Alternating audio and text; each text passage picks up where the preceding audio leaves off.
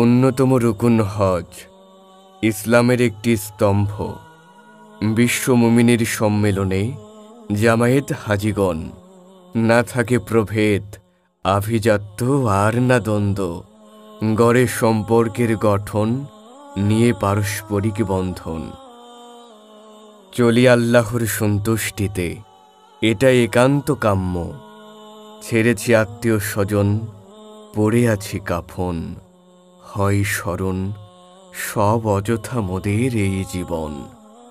আখিরাতের যাত্রী আমি, সন্নিকটে পরিবহন। মক্কা, মিনা, আরাফা ও মুজদালিফায় আছে সব অসাধারণ হজের নিয়ম নীতির ধারা। শয়তানকে পাথর মারা, কুরবানিতে ঘেরা, ব্যস্ততার মাঝেও আনন্দে করছে হজ তারা। তাওয়াফে কাবার চারিদিকেও মাকামে ইব্রাহিম, হাজিগণ করছে তারা প্রদক্ষিণ আল্লাহর ইচ্ছায়। রবের নৈকট্য লাভে যখন ইউকা নাজে ভাবে, সাফা মারওয়াই, আরাফাত ও মুজদালিফাই।